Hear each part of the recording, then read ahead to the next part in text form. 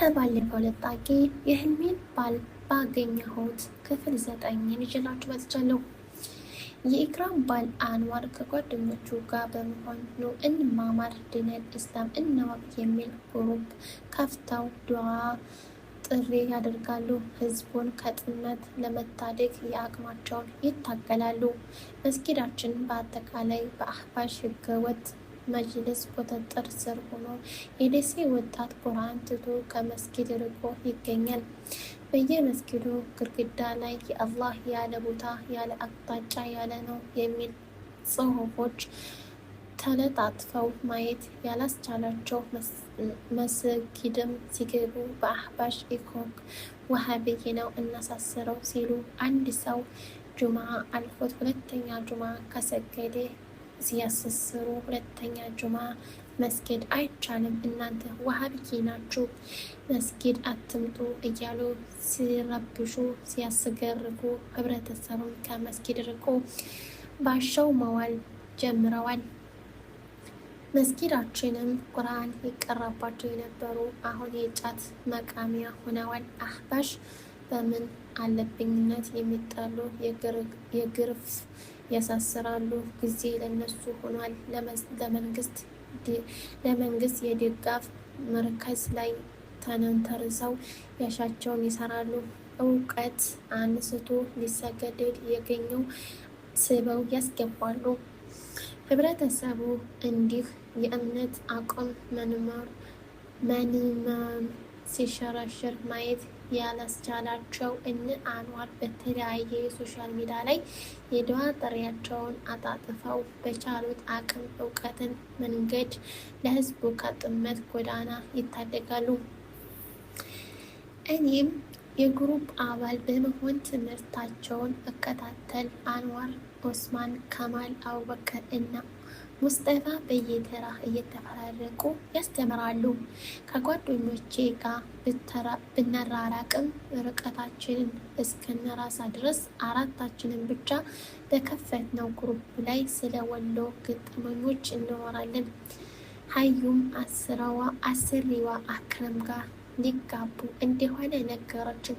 አልሐምዱሊላህ አሁን ሀዩም ህይወት አጋሪዋን አገኘች። በጣም ደስ ብሎናል። ግን በደስታዋ ቀን መገኘት ባለመቻላችን ከፍቶናል። ኢክራም አረግዛለች። የልጅ እናት ለመሆን ጉዞ ጀምራለች። ለአላህ ምን ይሳነዋል? ከጓደኛ ደስታ ይብዛልኝ። የኢክራምን የሀዩም መልካም ዜና ሰምተን ተሰናበትን፣ ተለያየን። ግን እኔ እንቅልፍ እስከመጣ መቆየት ፈለግኩኝ እና ግሩፕ ላይ የተለቀቀ ነገሮች እያየሁ በመሀል ሴቶች ወደ እኛ ግሩፕ ገብተው እንዲማሩ ሊንኩን ግሩፕ ላይ ለቀኩ። ብዙም ሳይቆዩ አሰላሙ አለይኩም ወረህመቱላሂ ወበረካቱ የሚል መልእክት ደረሰኝ። ማንነቱም ለማወቅ አልቸኮልኩም። ኦስማን ነበረ። ወአለይኩም ሰላም ወረህመቱላሂ ወበረካቱ። የኢክራም ጓደኛ ኢማን ነሽ አይደል? አዎ አልተሳሳትክም፣ ኢማን ነኝ። ከዚህ በኋላ ከኡስማን ጋር ብዙ ማውራት አርባ ምንጭ መሆንሽን ኢክራም ነግራኛለች። በርቺ፣ አይዞች፣ ትምህርትሽን ላይ ብቻ ትኩረት አድርጊ። በማይጠቅምሽ ነገር ላይ ጊዜሽን እንዳታባክኝ። ሁሉም ነገር በጊዜው ይደርሳል። አሁን ግን መማር ነው ያለብሽ። ደግሞ ከተማሪዎች ሙስሊሞች ጀማዓ ጋር ተቀላቀይ። ግን አደራ እዚያው ከአንዱ ጋር ኒካ እንዳታስሪ አለኝ። ንግግሩ ፈገግ አስባለኝ። እሺ አመሰግናለሁ ያልኩኝ ሁሉ አደጋለሁ። ኢንሻአላህ ነገ ጧት ክላስ አለኝ ልተኛ ነው። ሰላም እደር ብዬ ተሰናበትኩኝ፣ ወጣሁ።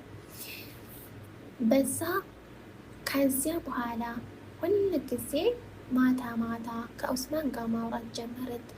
ተቀራረብን። ሁሌም ይመክረኛል ስለ ገቢ ህይወት ጥንቃቄ ያውቃል። ያታልሏታል ብሎ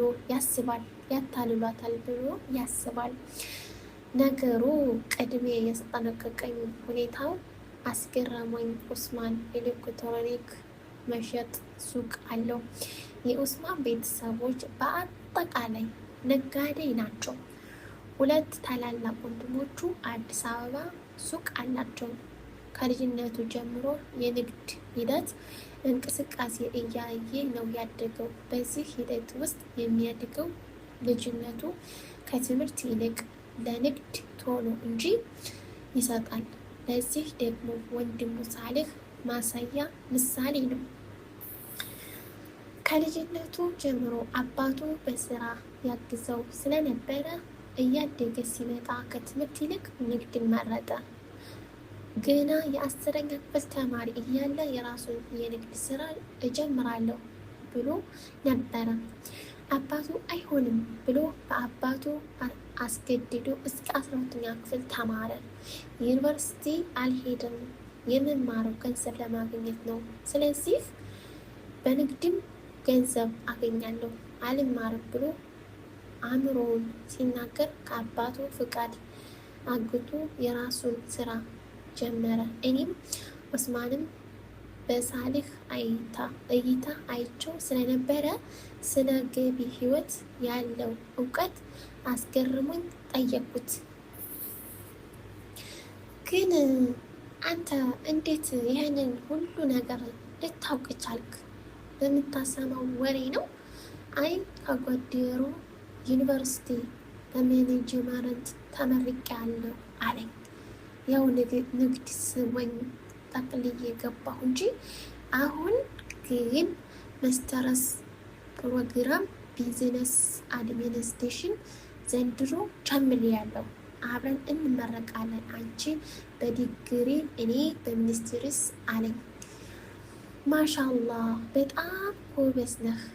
ሰው እኮ በአብዛኛው ለስራ እድገት ነው የሚማረው። የራስህን ስራ ኑሮህን ትማራለህ። የምትደነቅ ነህ። ማሻአላህ አላህ ይጨምርልህ። አሚን ኢንሻአላህ አንቺም ትማሪያለሽ። ልኩታለች። እስኪ መጀመሪያ ይሄንን ይለቅ። አሁን ገና እንቅልፌ መጥቷል። ፍቀድልኝና ልተኛ። እሺ ሰላም እደሪ ኢማንዬ ብሎ ጠራኝ። እንግዲህ ማለት ነው የሰው ልጅ ፍቅር ሲጀምረው ከዛ ከሰው ጋር አንዳንድ ነገሮች ጥያቄ ስንጠይቅ ፍቅር ይጀምራል አይደለም? እሺ ሰላም እደሪልኝ ኢማንዬ ብሎ ወጣ። ኢማን ብሎ የጠራኝ አይገርምም? የሚለው ቃል እንግዲያ ሆኖ ስሜቴ ተሰማኝ። አባቴ ብቻ ነበረ ኢማንዬ ብሎ የሚጠራኝ። ዛሬ ደግሞ ከኡስማን ሰማው ኢማንዬ የምትለው ይሄ የእኔ የሚል ትርጉም አለው። ፍቅር የማይሰራው የለም እኮ። ብቻ ፈቀድኩት እንዳትለኝ ኢማን ማለት ነው። በውስጤ እና እኔ የኡስማን ነኝ። ያዋ እንግዲህ ማለት ነው ወደ ፍቅር ዓለም ስትገባ ያቺ ኢማንዬ ብሎ ስለጠራት እኛ ሴቶች በፍቅር ስለምንታለን ማለት ነው። እና እኔ የኡስማን ነኝ። በእርግጥ ኡስማን ህልሜ ሆኖ አግኝቼዋለሁ። በእድሜ፣ በቁመት፣ በትምህርት ደረጃ ይበልጠኛል። የተዘበራረቀ ስሜት ውስጤ ብዙ የማይመለስ ጥያቄዎች ያስተናግደኛል። ያዘኝ። እንግዲህ ፍቅር ሲጀምር እንደዚህ ነው። እሺ ኢማን ከዚህ በኋላ ምን ብለሽ ትመልሽልን ይሆን? ኢንሻአላህ ውድ ቤተሰቦቼ ቀጣይ እስከምንገናኝ ድረስ እዚህ ላይ ያበቃል። ፓርት ቴን አመጣላችኋለሁ። ከወደዳችሁት ላይክ፣ ሰብስክራይብ አድርጉኝ፣ አበረታቱ ማለት ነው። ያው አንዳንድ ጊዜ ቪዲዮዎች ሲጻፉ በደንብ የማይነበቡ አሉና ይቅርታ ጠይቃለሁኝ። ቀጣይ እስከምንገናኝ በያላችሁበት አላህ ሱብሃነሁ ወተዓላ ይጠብቃችሁ። ባይ ባይ።